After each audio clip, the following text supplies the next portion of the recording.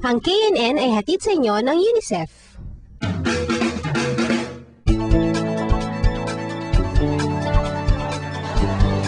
Ang KNN ay binubuo ng 12 bureau at bawat isa ay may kanya-kanyang katangian.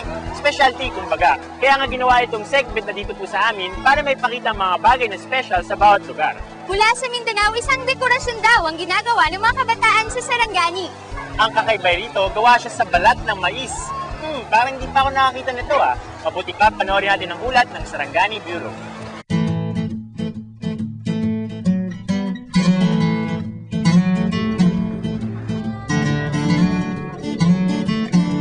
Mga nagagandahang dekorasyon. Mahuhulaan niyo ba kung anong ginamit sa paggawa nito?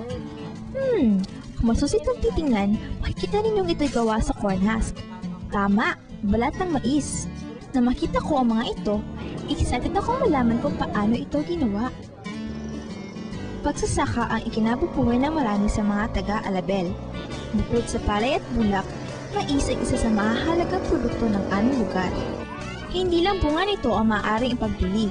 Maging ang balat ng mais ay mapapakinabangan din. Pwede itong gawing bulaklak na pang-display, manika, at iba pa.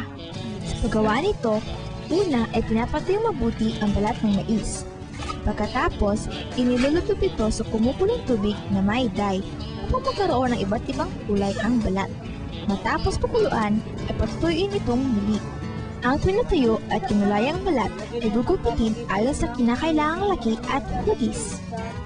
O ayan, mukha ng mga bulaklak at dahon.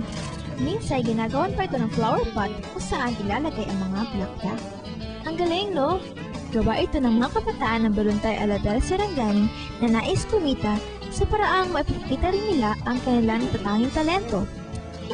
Isa lang yan sa mga makabuluhang libangan dito po sa amin.